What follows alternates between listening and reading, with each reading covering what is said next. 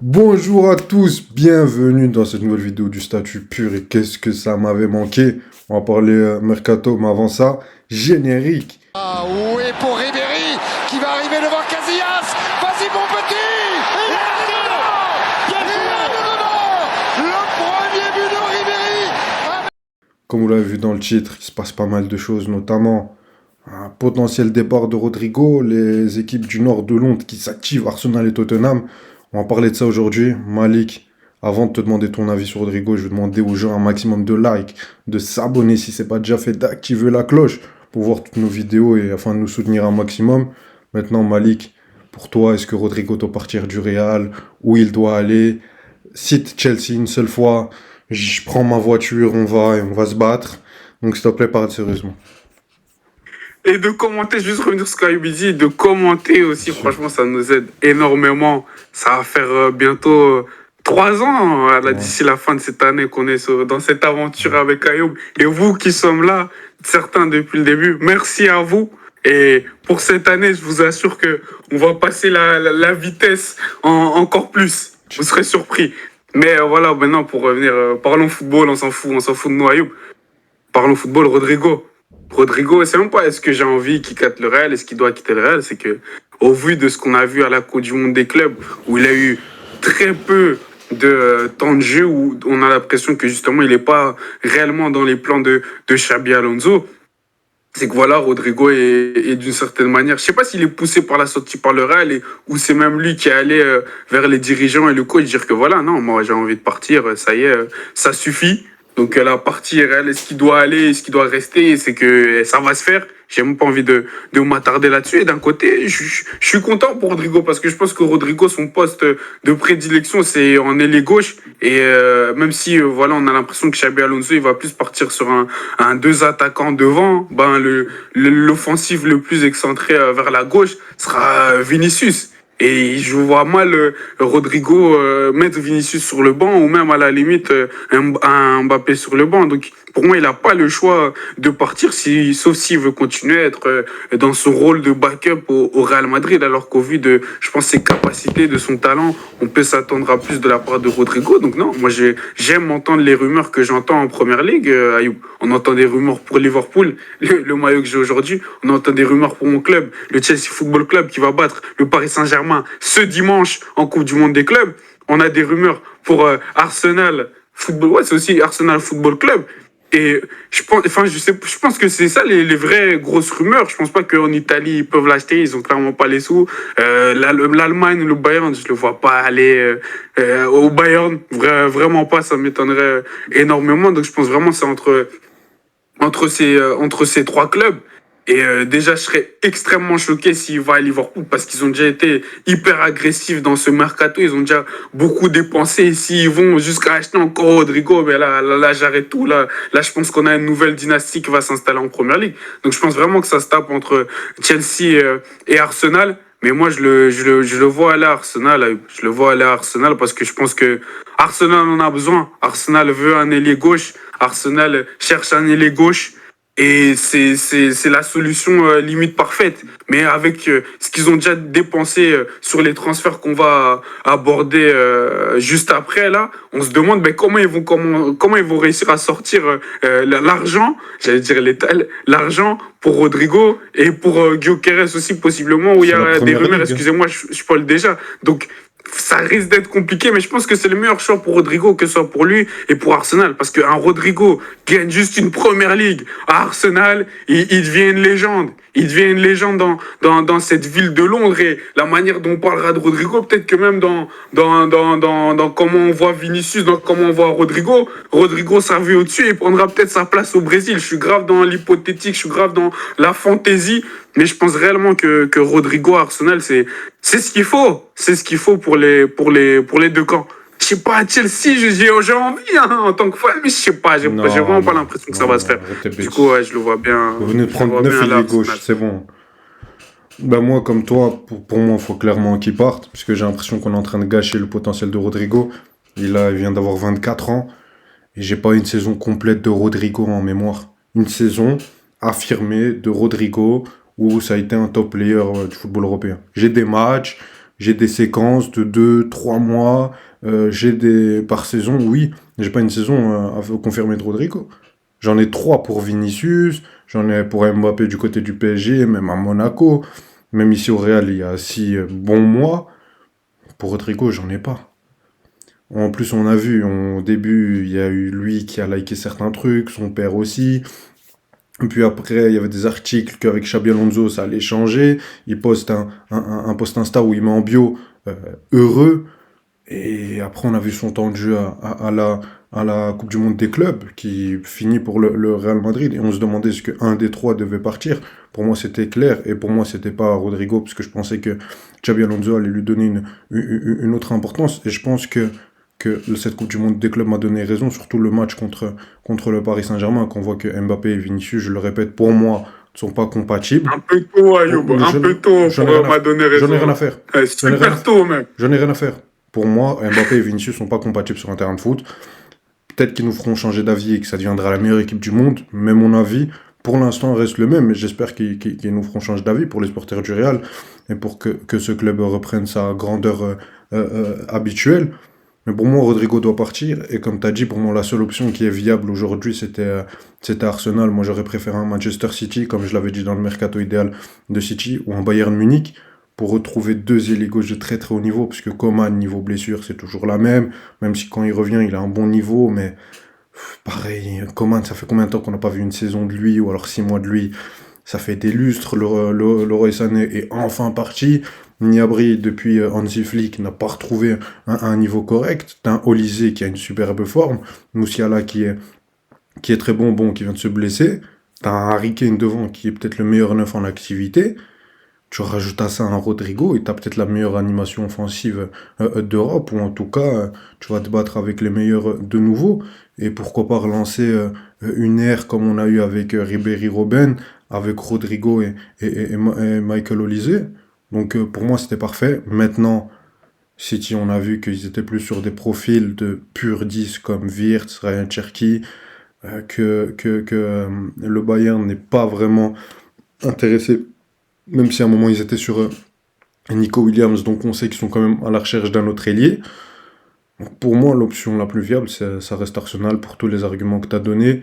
Et pour moi, il doit partir absolument. Je parle même pas d'un point de vue d'Arsenal, parce qu'Arsenal, on va en parler. Mais pour moi, pour lui, il doit partir. Parce qu'il est en train de gâcher. J'ai l'impression qu'il est en train de gâcher sa carrière. J'ai l'impression que le talent qu'il a, c'est bien au Real.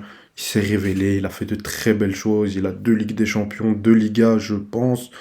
Ou, bref, il a un beau palmarès. Il nous a montré qu'il faisait partie du Graal des meilleurs joueurs du monde. Maintenant, j'ai envie que ce soit un joueur important d'une top équipe en Europe, d'un top 8, et qui va chercher des trophées chaque saison en étant un acteur majeur de cette équipe. C'est là où doit être Rodrigo. Et quand je vois le Real Madrid aujourd'hui, j'ai pas l'impression que c'est la place qu'on lui donne. Donc si c'est pas la place qu'on lui donne, qu'il aille la chercher ailleurs. Et donc pour moi, c'était ça. Vous, dites-nous ce que vous pensez en commentaire. On a parlé d'Arsenal, Malik.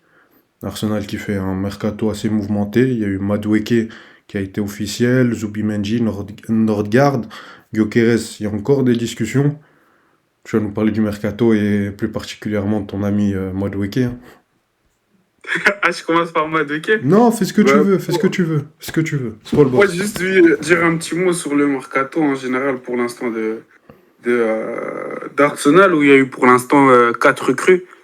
4 recrues, bah, j'ai l'impression que c'est un mercato où le monsieur Mikel Arteta, je pense, a entendu les critiques de sa fanbase et même, on va dire, du monde du foot, des médias traditionnels dans le foot, où il a été énormément critiqué pour son non mercato en janvier, et pour son mercato où il y a limite que des joueurs défensifs achetés au mercato estival passé. Et je pense que voilà, il y a une réaction, et c'est un peu le truc où voilà, il entend ça fait 5 ans, il n'y a plus de trophée qui est ramené à Arsenal, 3e saison consécutive qu'on est 2e. Il se dit, il y a un truc qui doit changer, on doit apporter un vent nouveau, on doit apporter plus, on doit truc.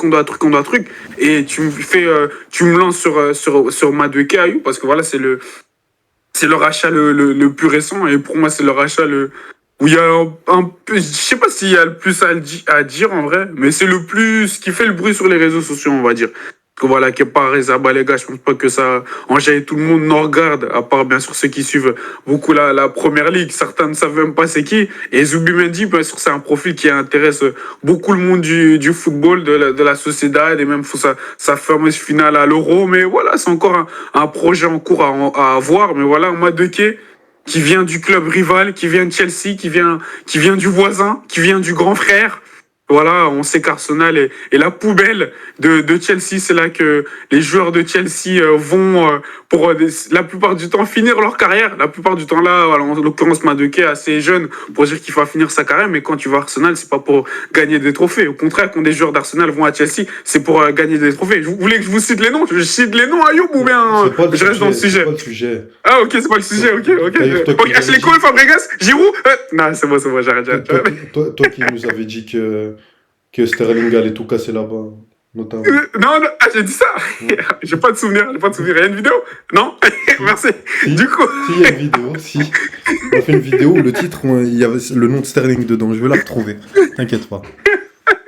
de toute façon, on sait que tu mets pas les liens, donc on sait qu'ils l'auront pas. Donc, pour revenir sur Madueke, je trouve que du côté d'Arsenal, c'est un transfert qui, je pense, beaucoup des gens dans la même fanbase d'Arsenal sont pas les plus grands fans. Pourquoi? Parce que il vient, du moins je pense, après peut-être que je me trompe et que voilà, il vient, Arteta le voit être joué à gauche, ailier gauche, il va mettre des centres à Gyökeres pour Gyökeres, il met des têtes, etc. Mais moi, dans ma tête, quand Arsenal prenne Madueke, c'est pour qu'il soit justement ce backup, cette doublure du Bukayo Saka, mais mettre 50 millions sterling qui équivaut à peu près à 60-62 millions d'euros pour un backup, c'est énorme, c'est beaucoup. C'est vraiment, et même pour Madueke en général, c'est beaucoup. Ok, ça reste un joueur de 23 ans qui a montré des belles choses, pas des belles choses en première ligue. Je trouve que c'est quand même beaucoup mis sur lui. Mais voilà, on sait que Chelsea est le meilleur club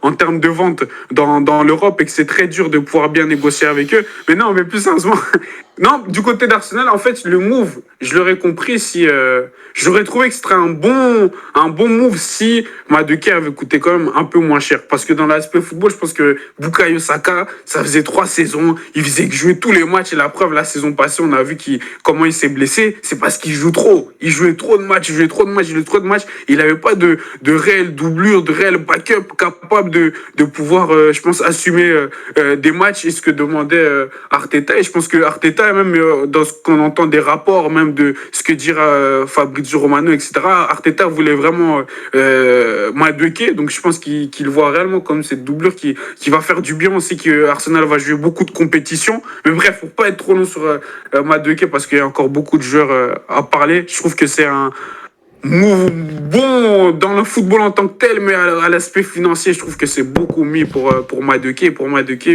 je trouve que ça reste un bon move. Il va dans un club qui est meilleur que Chelsea, entre guillemets, sur les 2-3 dernières saisons. Il sera le backup, il n'aura aucune pression. Bien sûr, avoir une place de titulaire, ça risque d'être compliqué à moins qu'il joue à gauche.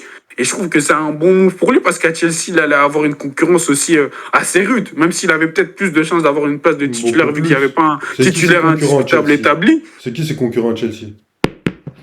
Estevao, Pedro Neto, Pedro Neto, etc. c'est beaucoup plus à gauche qu'à droite. Et pour moi, Madueke, cette saison, il était vraiment installé comme ligne Neto, droit. il a joué à droite. Il joue bien à droite sur cette Oui, dernière Coupe du Monde des clubs. Il joue bien à droite. Même sur la fin de saison. Mais enfin, je sais pas si je peux compléter sur Madueke. Non, continue. Parce que je vais englober avec le mercato en général avant de te laisser continuer. Mais déjà, je comprends pas pourquoi il parle de Chelsea. Parce que, ok, oui, il a pas encore atteint le niveau qu'on attend de lui. Mais j'ai pas trouvé qu'il a fait une mauvaise saison. J'ai trouvé plutôt bon. Après, on peut en espérer plus. C'est encore un jeune joueur. Je le trouve toujours dans le rythme. Je le trouve que c'est un bon système player à Chelsea qui peut donner plus, qu'il a un potentiel. Donc déjà, le transfert, je le comprends pas encore plus vers un de tes concurrents directs en première ligue. Là, tu comprends pas du côté de Chelsea, du coup, c'est ça? Oui, je comprends pas du côté de Chelsea. Ok. Et du côté d'Arsenal, ça fait longtemps que je pense qu'il faut des backups. Parce que quand tu vois City, comment ils ont dominé, c'est parce qu'ils avaient énormément de backups. Ou alors, tu avais un Liverpool qui avait 2 des meilleurs ailiers du monde, qui avait atteint des niveaux incroyables. Tu avais un Mohamed Salah, qui est peut-être un des meilleurs joueurs de ce championnat. Sadio Mané, qui avait un niveau aussi énorme. Donc, eux arrivaient à tenir cette cadence-là, et même que tu voyais que sans backup, ça leur a fait perdre peut-être la première ligue sur quelques saisons, même voire d'autres titres. Maintenant, et encore, ils avaient Diogo Jota, enfin pas à son âme d'ailleurs, je vais m'en rappeler, Diogo Jota, Koji Gakpo, ils avaient plusieurs joueurs qui pouvaient encore jouer sur l'aile, donc ils avaient toujours un effectif plus pléthorique que celui d'Arsenal. Donc oui, tu as besoin de backup. Mais le problème, c'est quand je vois le mercato d'Arsenal, je vois encore un mercato de system player, de backup. La saison dernière, c'était Calafiori. Oui, c'est bien, Calafiori, superbe joueur. Pour l'utiliser latéral gauche, je sais pas, j'ai des doutes. Heureusement que Lewis Kelly est apparu du centre de formation par magie, non, ça reste un travail fait. Mais Norgard, Zubimendi, c'est très très bien. Mais c'est des system players. Et Arsenal, pour moi, t'aurais gardé Thomas Partey, t'aurais pas besoin ni de Norgard, ni de Zubimendi. Maintenant, sûrement contractuellement parlant, il voulait un trop gros salaire pour son dernier gros contrat dans le football, donc tu l'as pas prolongé. Bref, je comprends le choix. Mais c'est quand qu'Arsenal va nous prendre un mec qui en a dans le pantalon? Parce que c'est une très belle équipe de gentils garçons qui font bien le système, qui savent circuler le ballon, qui savent faire leur dictée parfaite et écouter leur entraîneur. Mais quand ils vont nous ramener un Rodrigo, un mec, c'est un ailier gauche, excusez-moi du terme, mais c'est un salopard. Il peut éliminer deux joueurs, de sortir une action de nulle part. C'est quand qu'ils vont nous mettre, bam, 70 millions sur un Gyökeres, un attaquant, ça va pas trop dans le match, tu lui donnes une demi-action, bam, c'est but. C'est quand qu'ils vont nous faire ça? Et regarde, même aujourd'hui, tu as investi 60 millions sur un Madueke, alors que je pense que tu aurais pu prendre un profil comme Estevao, tu vois, 30 millions, ou peu importe. Un autre ailier peut-être plus jeune, avec plus de temps à développer, mais ça reste un backup. D'où ça? Un mec moins cher en tout cas, parce que tu as besoin d'argent, parce que devant, je suis désolé, mais dans cette équipe d'Arsenal, pour un des mecs qui en ont dans le pantalon, c'est plutôt des mecs défensifs. C'est un Declan Rice, c'est un Gabriel, c'est un Saliba. Saka par moment, même si je trouve que c'est pas assez, maintenant il va grandir, et c'est de plus en plus au fur et à mesure du temps, mais j'ai pas cet attaquant, cet ailier qui va venir casser la baraque, et moi je l'attends encore à Arsenal. Maintenant il reste quasi 2 mois de mercato, j'espère qu'ils feront Gyökeres ou Rodrigo au moins, voir les deux s'ils veulent vraiment être compétitifs.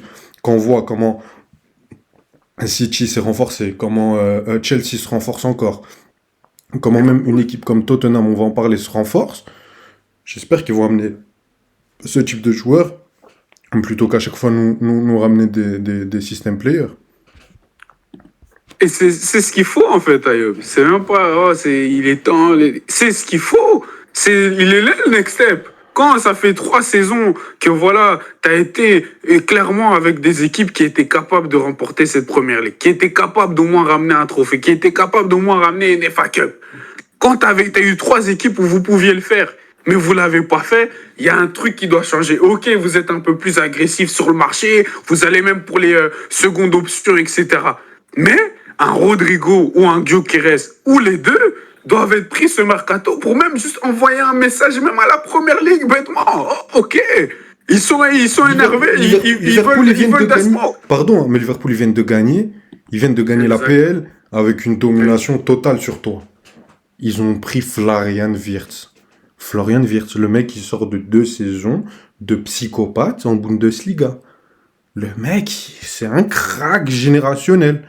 Alors qu'ils ont déjà Szoboszlai qui fait le travail à ce poste-là et qui est très très bon, qui sort d'une top saison en première ligue. Mais ils t'ont dit non, nous on veut continuer à être compétitif. Même moi je me suis dit ils ont Szoboszlai. Mais non, on veut continuer à être parmi les meilleurs. On doit continuer à travailler. Toi, ça fait 5 saisons que t'as pas gagné un titre. Cette saison, tu t'es foiré en première ligue parce que t'as eu que des blessés.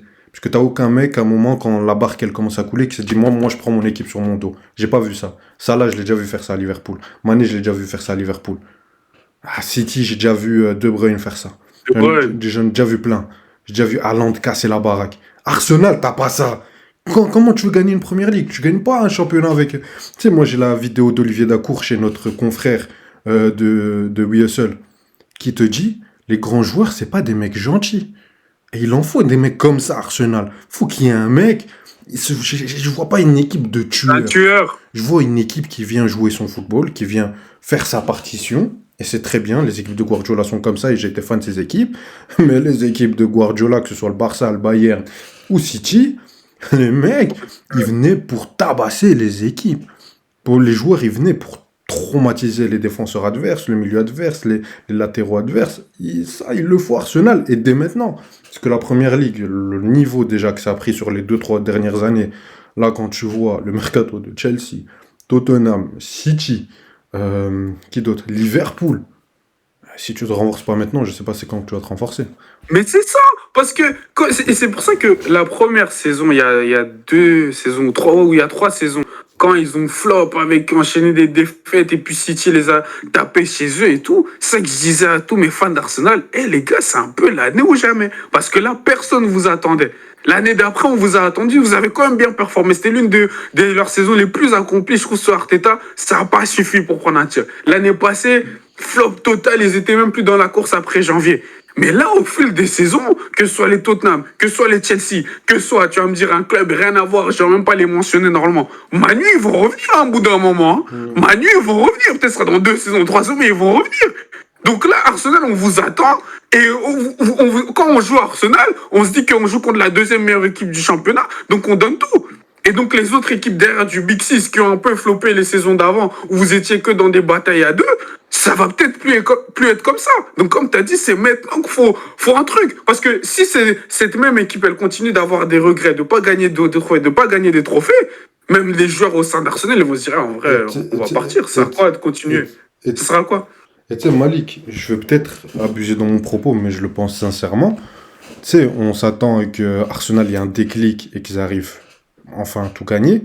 Mais pour moi, cette saison, ça va être noir ou blanc. Soit ils vont venir et mentalement, j'espère qu'ils vont grandir, les Odegaard, les Saka. C'est pas que de leur faute, bien sûr, c'est facile à dire, c'est un problème général. Mais que l'équipe va prendre une autre dimension, surtout au niveau mental, puisque je pense que tactiquement, t'es un entraîneur, c'est un crack. Mais que dans le management, il faut plus.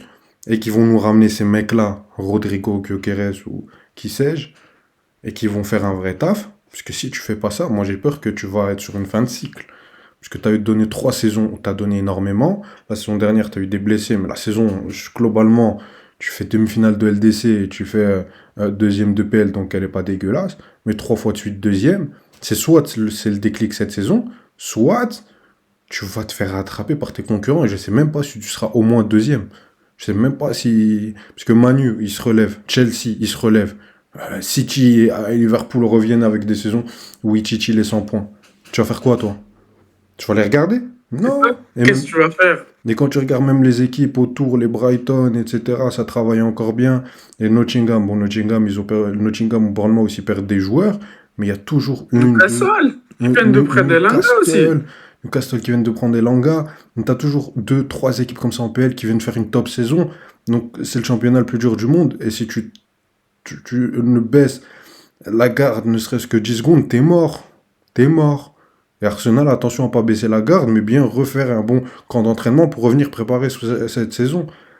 Donc voilà. Je sais pas si t'as quelque chose encore à dire, toi, globalement, sur les recrues, sur Gyökeres, sur Rodrigo, peu importe. Rien d'autre? Non, pas vraiment. Pas vraiment. Juste, ils doivent être achetés. Ok. On va parler de leur rival historique, Tottenham, qui a acheté Gibbs White, qui a fait une top saison du côté de Nottingham Forest, qui a fini 7ème, c'est ça? Et du... 7ème, je crois. 7ème ou 6ème, bref, ils sont qualifiés pour l'Europe, je vais vérifier ça. Je vais vérifier ça tout de suite. Ils ont aussi recruté Mohamed Kudus, qui était allé un peu convoité par toute la première ligue, par Chelsea. À un moment, on avait entendu même du côté de Manchester United. Et finalement, lui, il voulait Tottenham. C'est officiel, il sera Tottenham avec Gibbs White. Malik, parle-nous de ça. Tu veux commencer par Kudus ou Gibbs White? J'ai envie de... Tu parlais de qui? De Kudus? Toi, tu veux parler de qui? Moi, je veux bien commencer par Kudus parce que, au vu de ce que tu as dit... J'ai mis son image, je te connais, Malik. sur Kudus, parce que c'est la première fois de ma vie que j'entends quelqu'un dire que sa priorité, c'est de jouer à Tottenham. C'est la première fois de ma vie que j'entends ça. C'est la première fois de ma vie que j'entends... Non. Je veux pas les autres... Mon agent, je veux pas les autres clubs. Tottenham. Quoi?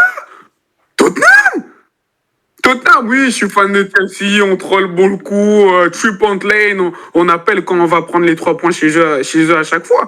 Mais c'est vraiment la première fois de ma vie que j'entends ça. Mais peut-être que voilà, cette Europa League est un déclic. Est un déclic pour ce club, est un déclic dans le fait d'attirer des joueurs vers eux. Et voilà, Koudou, c'est un joueur qui est arrivé à West Ham depuis, je pense, 2 saisons. 2 saisons, je pense, ou 3 saisons, je sais plus. Trois déjà, ouais, trois déjà depuis l'Ajax d'Amsterdam. Voilà, un joueur avec un talent énorme. On l'a vu, par exemple, en Coupe du Monde avec le Ghana faire des choses exceptionnelles, même à la CAN, etc. Nous, on est des grands suiveurs de Non, ça CAN faisait ici. 2 ans, t'as Donc, raison. de 2 ans. 16 ans. Donc, ouais. Et donc, voilà, c'est un joueur assez exceptionnel qui a montré des gros flashs en première ligue. On l'a vu mettre des retournées, des grosses éliminations en un contrat. Mais voilà, il joue à West Ham. C'est un club du milieu de tableau. Voilà, c'est pas tout le monde qui regarde ses matchs. On va pas se mentir. On le voit surtout quand il joue contre les gros. Et voilà, il a des saisons. Je sais pas si je peux dire qu'il a des bonnes saisons. Il a des saisons en demi-teinte où le coach le faisait jouer à gauche alors que peut-être on le préfère à droite ou plus en numéro 10, mais à droite, voilà, il y avait Jared Bowen qui faisait des saisons très bonnes, surtout celle il y a 2 saisons. Donc voilà, je vous avoue que Koudous, moi, quand il arrive en première ligue, j'avais beaucoup d'attentes. Et sur les 2 dernières saisons, je suis pas déçu de lui, juste, il joue à West Ham, en vrai. Je veux pas lui tout remettre sur lui, tout remettre sa faute sur lui. Et là, il a l'opportunité d'aller dans un big club. Moi, je croyais qu'il allait venir à Chelsea. Je voyais des rumeurs sur Chelsea. Je fais, bah, c'est logique. Tottenham, Chelsea, Tottenham. Qui choisit Tottenham entre Chelsea et Tottenham? Non, lui, il a dit qu'il veut aller à Tottenham. Et d'un côté, comme j'ai dit, c'est la première fois que j'entends ça. Mais donc, comment va le projet de Tottenham? Peut-être que j'arrive à le comprendre, Ayoub. Déjà, il y a moins de pression. C'est peut-être moins vu le désordre à Tottenham qu'à Chelsea, même si je suis pas sûr avec la dernière saison que Tottenham a fait. Ils ont quand même perdu 22 matchs en première ligue. Ben voilà, c'est un nouveau coach qui vient. Il aura l'opportunité de jouer, je pense, à droite ou parce qu'en 10 j'ai l'impression que ce sera Madison titulaire, même si et Madison je pense pas qu'il peut jouer à un autre poste que 10, peut-être à gauche, mais voilà, je pense qu'il jouera au poste d'ailier droit, qui sera contraire différent de à West Ham où des fois il devait jouer à gauche et des fois le coach le permettrait d'aller jouer à droite. Donc en termes de là où il va jouer, je pense qu'il se dit que à Tottenham il y a une place, il y aura moins de concurrence aussi, parce que comme j'ai dit à Chelsea, il y a beaucoup d'ailiers qui sont là, qui sont venus, etc. Même si Ayoub veut un peu les dénigrer. Et donc voilà, il y a moins de pression peut-être, moins de concurrence.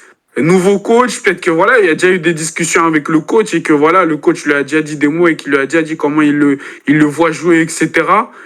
Qu'il aime bien l'équipe de Tottenham, mais ils vont jouer la Ligue des Champions à la fin de la journée. Oui, Chelsea va jouer la Ligue des Champions, d'autres clubs aussi, mais voilà, Tottenham va jouer la Ligue des Champions aussi. Et on voit avec ce mercato, avec le prochain, l'autre achat dont Ayoub va parler, qu'ils ont l'air très sérieux et allez. Pour moi, je pense qu'il y a un déclic après cette victoire en Europa League et je pense que Kudus veut faire partie de cette nouvelle ère de Tottenham. Mais voilà, je te laisse parler de Gibbs. Ouais, Moi, je parlais en général ah ouais, Kudus, pardon. ouais, du mercato, puisque moi, ce que j'ai aimé, c'est la réaction de Tottenham. T'as fait une saison catastrophique, action-réaction. T'as quand même gagné l'Europa League, c'est très important pour un club qui était connu pour être maudit du fait de remporter des trophées. Après, t'as eu de la chance quand même que les mecs en Ligue des Champions ne soient pas redescendus, que t'es tombé sur Manchester United. Tu fais quand même une belle réaction, je trouve, en prenant Thomas Frank.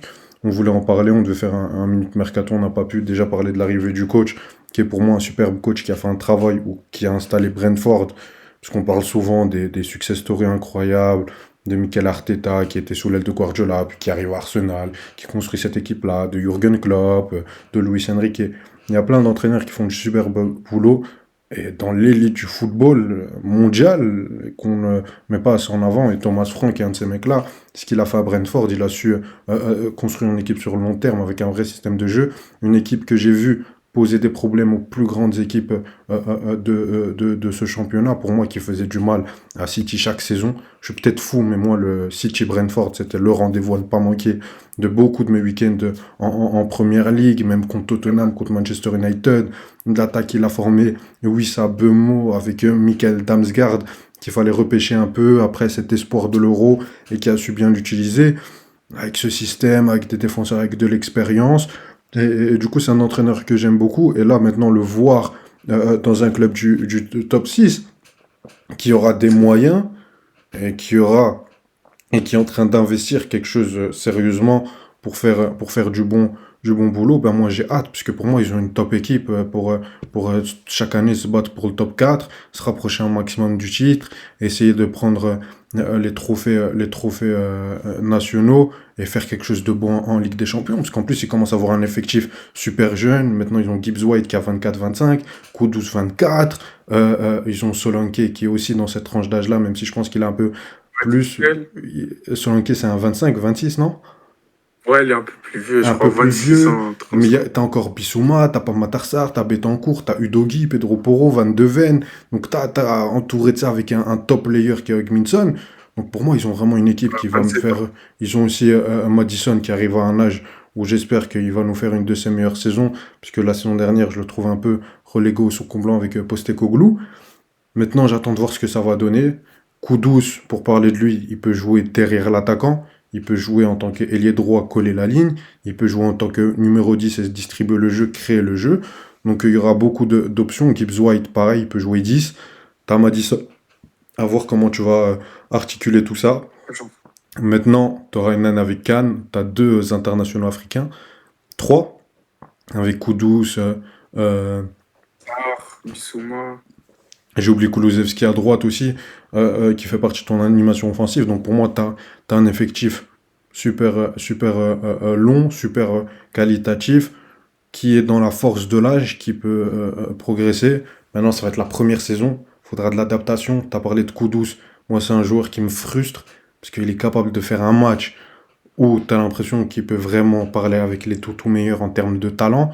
Et le match d'après, tu vois que il est beaucoup trop en dilettante, donc je vais attendre beaucoup plus de lui. Il va devoir devenir un joueur où il y aura beaucoup plus d'attentes. Il rentre à Tottenham, c'est quand même un club du top 6 historique anglais, donc le statut devra changer pour Gibbs White aussi. Gibbs White, c'est un joueur qu'on connaît depuis très jeune en Angleterre.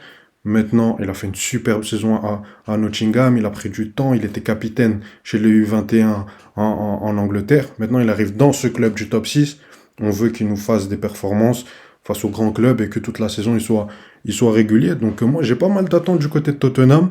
J'aime beaucoup leur effectif, leur entraîneur. Donc c'est une équipe que je pense que je vais pas mal suivre cette saison.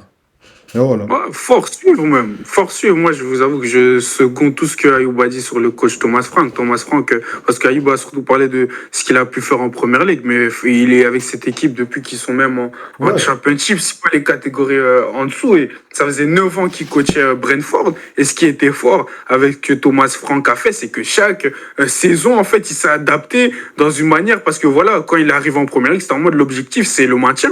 Mais au bout d'un moment, l'objectif, c'était même plus le maintien, c'était essayer d'aller gratter des places encore plus haut et finir dans des dixièmes, neuvièmes, etc. Ayoub a parlé de la combination, surtout cette saison entre Mbeumo et Wissa, mais voilà, on sait que les saisons d'avant avec Ivan Toney, on sait comment il a réussi à propulser la carrière de ce joueur, qui a fait de lui carrément un joueur qui joue à l'Euro, un Norgard, voilà, qui se retrouve à aller à Arsenal. Donc non, Thomas Frank, c'est un coach Bemo à avec United. beaucoup d'idées. Bemo à United. Exactement. Ouais, ça m'a étonné. Un coach avec beaucoup d'idées et qui a su s'adapter, parce que je trouve que quand il est venu en Première Ligue, il avait un style plus défensif. Puis au fil des saisons qu'il est resté en Première Ligue, il s'est dit, ah, je vais être un peu plus offensif. Ah, on va prendre un peu plus de risques. Je vous invite à aller regarder l'épisode Masterclass où il explique comment, je crois, sa première saison en Première Ligue, justement, où ils battent Arsenal, comment ils ont mis en place pour prendre des risques, mais pas ne trop s'exposer, parce que voilà, la plupart des clubs qui montent, quand ils jouent contre un gros comme Arsenal, on va jouer bloc bas, on va pas prendre de risques, etc. Mais lui, il était en mode non, ne pas prendre de risques, c'est risqué, donc autant prendre des risques et tenter pour le coup. Et ils avaient réalisé une performance exceptionnelle. Donc non, moi je trouve que c'est un coach avec énormément d'idées. Je trouve que l'effectif est très bon, comme le dit Ayoub. Et pour pas répéter seulement tout ce que dit Ayoub, moi je vais me prononcer. Pour moi, Tottenham sera dans le top 4 cette saison, Ayoub. Pour moi, Tottenham sera dans le top 4. Je les vois vraiment dans le top 4. Je pense qu'ils ont les qualités pour. Et c'est ce que j'attends vraiment. Si j'étais un parieur, je mettrais Tottenham top 4 fort. Et comme tu as dit, on va les suivre. On va les suivre. C'est une équipe que je vais beaucoup suivre cette saison. Après, j'ai vérifié, il a fait 2 ans. Ça fait certes 9 ans qu'il est là. 2 ans en tant qu'adjoint et 5 en tant que coach principal. Et quand tu vois son effectif, il a peu bougé. 7 ans, du coup. Pardon? Ouais, T'as dit 7 ans. 2 ans en 7 tant ans. qu'adjoint. C'est, Ok, ouais, ok. 2 ans en tant qu'adjoint et 7 ans en tant que, en tant qu'entraîneur. Donc oui, c'est bien 9 ans. Et quand tu vois, il a eu un effectif constant. Et le dernier entraîneur à Tottenham qui est resté plusieurs saisons dans un club avec plus ou moins le même effectif, c'est Mauricio Pochettino. On se rappelle de ce qu'il a fait. C'était top 4 chaque saison. Plusieurs saisons, ça finit top 2. La saison où Leicester est champion, il a deux doigts La Ligue des Champions. d'être sacré champion de Première Ligue. Ils font une finale de Ligue des Champions. C'est une année, pour moi, une des plus belles années de Ligue des Champions que j'ai vu de ma vie en termes de rebondissement et de scénario. Donc oui, j'espère, je souhaite en tout cas la même réussite à Thomas Frank et j'ai hâte de voir ce que ça va donner. Il faudra être patient. Et surtout quand je vois ces dernières années, les derniers coachs qu'ils ont passés à Tottenham depuis Mauricio Pochettino, souvent la première saison se passe bien, mais la deuxième un peu moins. José Mourinho, quand il arrive, c'est superbe au début, c'est incroyable. Après, c'est moins bien. On le vire avant une finale. Postecoglou, pareil, sa première saison, j'avais énormément d'attentes. Son jeu m'avait bluffé. Sa manière de jouer, de faire jouer son équipe. La saison dernière, oui, il gagnait un titre, mais globalement, la saison n'est pas bonne. Surtout en PL. Catastrophique. C'est ce qui compte le plus pour les Anglais. Tu finis 17e. Ou 10, ils ont fini 17e ou 16e? Je sais plus. 7e, ouais, je pense. Ouais, je Mais sais surtout pas. 22 défaites. 22 défaites en Tu perds première ligue 22 pour Tottenham, fois. c'est pas acceptable. C'est une honte. Et surtout que tu as un effectif où tu dois donner beaucoup plus. Avec des joueurs que toi-même tu voulais qui t'ont été donnés. Donc on va voir. En tout cas, très très hypé. Soit on est fou, soit j'espère que c'est une tendance générale. En tout cas, dites-nous en commentaire, ça que sert cet espace d'interagir avec vous, d'échanger. On lit absolument tout, on répond à tout. On est là pour discuter et débattre avec vous. Malik, si t'as rien à rajouter, on peut clôturer. Ouais, t'as rien à rajouter. Merci à vous d'avoir écouté. On se Ceux qui retrouve. sont restés jusqu'au bout. On se retrouve, ceux qui sont restés jusqu'au bout, n'oubliez pas le petit like, l'abonnement, activez la cloche. On se retrouve lundi, ouais c'est lundi, débrief de la finale PSG face à Chelsea, nos deux équipes qui vont se confronter. On espère que vous serez nombreux. En tout cas, passez un bon week-end. Avec peu de foot, mais passez un bon week-end quand même. Allez, salut! Ciao.